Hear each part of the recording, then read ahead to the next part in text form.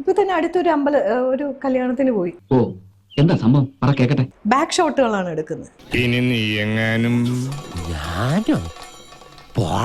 എന്ത് നിർവൃതി കിട്ടും എന്നുള്ളത് കാര്യം എനിക്കറിയില്ല. പട്ടിയുടെ വാല് 12 കാലം കൊള്ളിട്ടിട്ട് എന്താ കാര്യം? പട്ടിക്ക് കൂടി തോന്നണ്ടേ അത് നിവർത്തിയെടുക്കണോന്ന്. ബാക്ക് ഷോട്ടുകൾ മാത്രം എടുത്ത് കാണിക്കുക, അതിനോട് കമന്ററി ആണ് അടുത്തത്. അത് പറയാൻ നാണക്കേടില്ല, കാരണം വന്ന വഴി മറക്കുന്നവരല്ല. ഇതാണോ അയ്യോ സംഭവം മാറ്റതാണോ കുറച്ച് എന്റെ ജയ്സാ ഹോ മതി.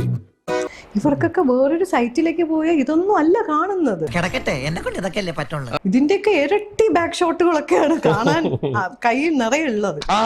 ആർക്കെങ്കിലും കാണുമെങ്കിൽ വാ, സൗജന്യ പ്രദർശനമാ. അതൊന്നും പോരാ.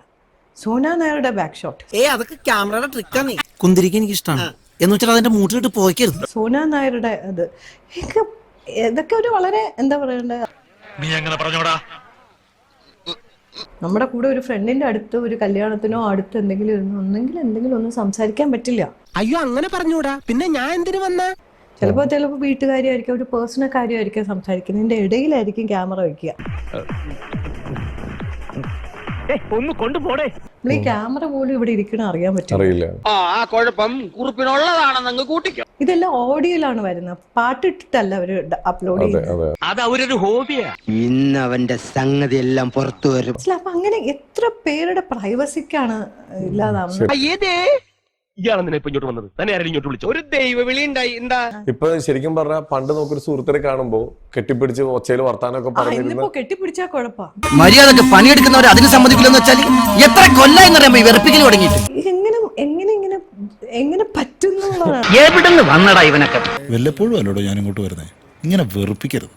പ്രൈവസി ആയിട്ട് ഒരു ടൂർ ആവട്ടെ ഒന്നും നമുക്ക് പറ്റില്ല, ഈവൻ ഫാമിലി ആണെങ്കിൽ പോലും.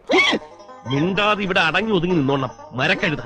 ഇപ്പൊ എന്റെ ഹസ്ബൻഡിന്റെ കൂടെ ഞാൻ എവിടെങ്കിലും ഒറ്റയ്ക്ക് എവിടെങ്കിലും പോണെങ്കിൽ ഏതോ ഒരു താടിക്കാരന്റെ കൂടെ സോനാ നായരെ കണ്ടു. അതൊന്നും എനിക്കറിയാൻ മേല. ഇങ്ങനെ എന്തെങ്കിലുമൊക്കെ പറയുമ്പോഴേ എന്റെ മനസ്സിനൊരു സന്തോഷം ഉണ്ടാവും. ഇത് എന്റെ ഹസ്ബൻഡ് ആണെന്ന് എഴുതി വെച്ചുകൊണ്ട് നമുക്ക് നടക്കാൻ പറ്റുമോ? നിന്നോട് ആരെങ്കിലും ചോദിച്ചോ കല്യാണം കഴിച്ചോ ഇല്ലെന്ന്?